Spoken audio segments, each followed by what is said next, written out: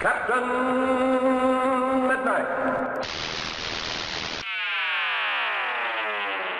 This video is brought to you by CuriosityStream, and it features spoilers. Imagine you're Dark Phoenix director Simon Kinberg. You co-wrote the script to X-Men The Last Stand, which fans believe totally butchered the most famous X-Men storyline of all time. Then, years later, you get another shot at the same story with a new cast. And this time, not only are you writing the film by yourself, you also get to direct the movie. This is your chance to right the ship.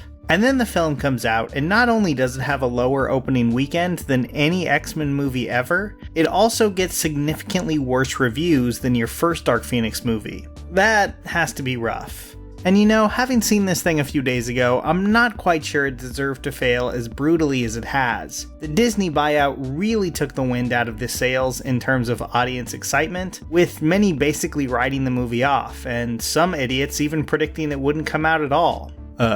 Whoops. And look, Dark Phoenix is a highly flawed movie, but I was surprised by how much I was still thinking about it a few days later. It's a movie with a lot of problems, but also a film that I think had a lot of potential, and a few moments that really tapped into that. So today, I'm going to try to take a look at both sides of the equation, where the movie went really wrong, and some of the good things that I think are being a little overlooked.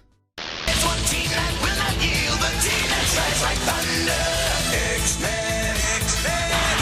One of the strangest things about Dark Phoenix is the tension between its source material and what it wants to be. The comic storyline is operatic and cosmic. Sure, it's got a few quieter character moments, but it's operating on a massive scale, with Jean Grey murdering the entire population of an alien planet. But X-Men, the film franchise, wanted to go in a completely different direction, thanks to the underperformance of Apocalypse. According to The Hollywood Reporter, executives came away thinking the movie's failure had been due to excessive amounts of explosions and scale, not due to franchise fatigue generally. So they decided that Dark Phoenix would be smaller and more intimate, more character-based and less action-focused. And I actually think that's a good idea. The problem is the story they decided to do that with. Dark Phoenix is the opposite of small. It's about as big and bombastic as early Claremont X-Men gets. So the movie tries to have it both ways and kind of ends up disappointing on both fronts. Still, I think a lot of the character stuff in this was actually more interesting than it seems to be getting credit for. My favorite scene in the film is actually fairly early on, after Mystique's funeral. The scene starts with Charles reminiscing about the first time he met Raven in first class. But things get tense when Hank asks the professor to take some responsibility for Raven's death. Nothing about the dialogue on the page is all that special, but James McAvoy and Nicholas Hoult really bring it in this scene. You can really see the pain and anger in Hank's eyes as he watches Charles, someone he's always really admired and who he took care of at his lowest point in Days of Future Past, refuse to own up to what he'd done. Now, in Professor X's defense, I don't think it was reasonable to place all the blame on him, but I still think my favorite thing about this movie is it's very critical of Charles in a way that many of the other X-Men films just aren't. Even earlier in the film, Raven takes him to task for sending the team up into space in the first place, saying that these bigger and riskier missions may get them some good press and boost his ego, but eventually someone will get killed. I honestly wish they had gone back to that in a bigger way. After Jean turns, they mostly focus on how he covered up the fact that her dad was still alive. And while I get why they'd focus on that, I don't think it's quite as interesting as the concept of Charles being seduced by fame and awards. The idea of Charles Xavier being this wise sage-like figure is honestly not that interesting to me. I think it was really solidified in the 90s cartoon and in Patrick Stewart's performance in the role. But honestly, if you look at comic book history, especially the classic Claremont stuff, you'll find that Professor X is pretty fallible. He's quick-tempered, can be very condescending, and has a pretty sizable ego. In other words, to quote Kitty Pryde, Professor Xavier is a jerk. This isn't to say that he's a terrible person or even that he's usually in the wrong, but I do think he's most interesting when he's less Gandalf and more down to earth. Prone to a lot of the same problems as anyone who's constantly lauded as a genius would be. The X movies since First Class haven't been perfect, far from it actually, but I've always appreciated that McAvoy's Professor X was a lot messier and less sure of himself than Stewart's. But I think Dark Phoenix is the first movie to really question his entire motive for creating the school and being the celebrity face of it. and I wish the movie had explored that more. His favorite comic books. Marvel Comics X-Men! Head-banging, pulse-racing action. Isn't it time to see what the shouting's all about? But of course, the movie isn't really about Charles Xavier, it's about Jean Grey. And I think Sophie Turner mostly does a good job in the role. But, okay, this might be a little controversial, I'll just throw it out there.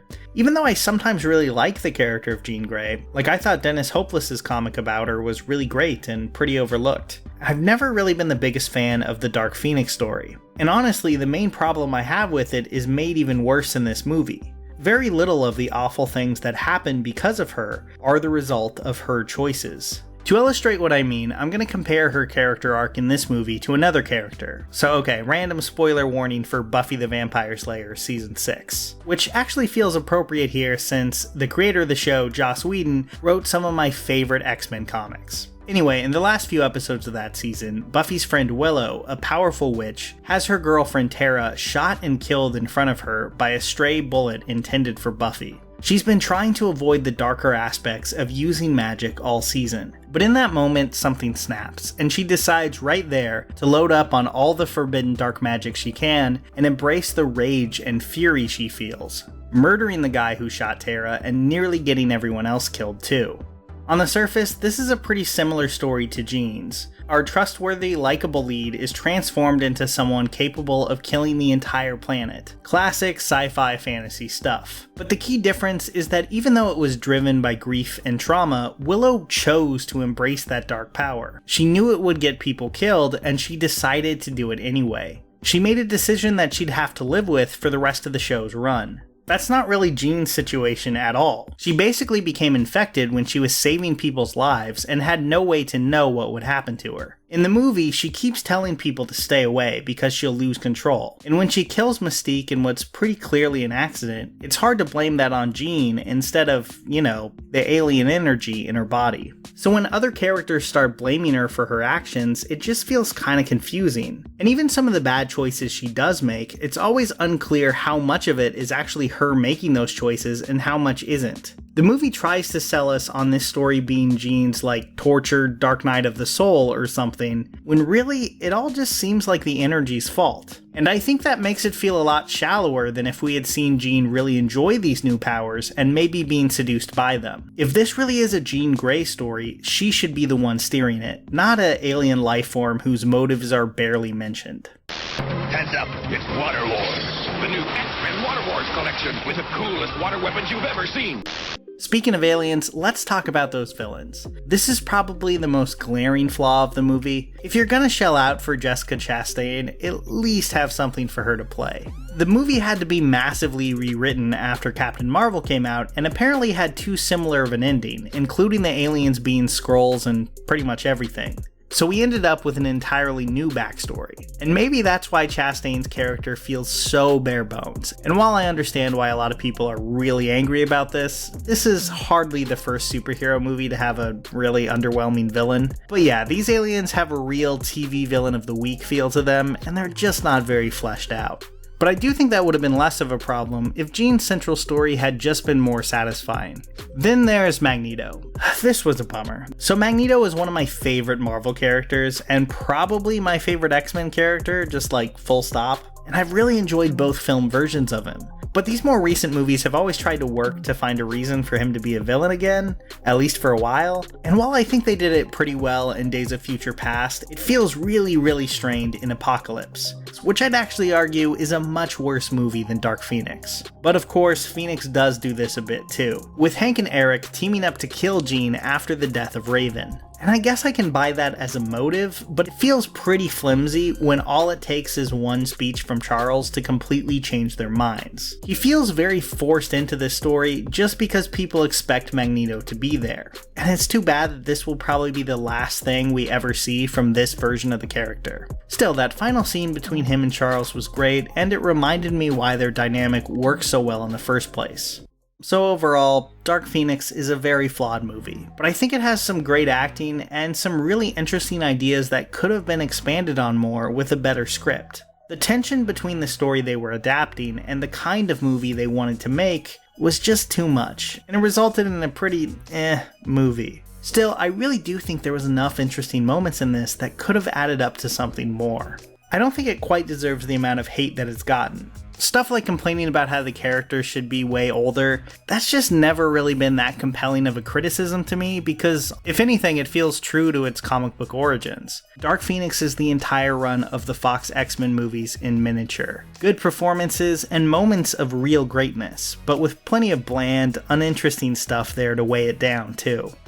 So yeah, there was definitely stuff I watched this week that was a lot better than Dark Phoenix. And one of them is a great documentary called Out of the Cradle on Curiosity Stream. So this was really interesting. Using CG technology from Square Enix, it basically assembles the history of human evolution. I honestly thought I knew all of this stuff, but it turns out I had a ton to learn, and Out of the Cradle breaks it down in a really entertaining way. And that's just scratching the surface of what Curiosity Stream has to offer. It's actually a streaming service from the founder of the Discovery Channel, and it features over 2,400 titles to choose from about everything from science, history, tech, and way more. The best part is that Curiosity Stream is available worldwide on tons of devices and starts at the very reasonable price of $2.99 a month. You can get 30 days on the service for free just by going to curiositystream.com/Captain Midnight, which you'll find in the description and pinned comment below. Here's a special tip for the fellas and girls who have not already joined Captain Midnight's new 1940 Flight Patrol. You'd better hurry up and join at once because there's a big adventure ahead. The thing to do now is to get started because we're going to have not only barrels of fun, but loads of free gifts and prizes too.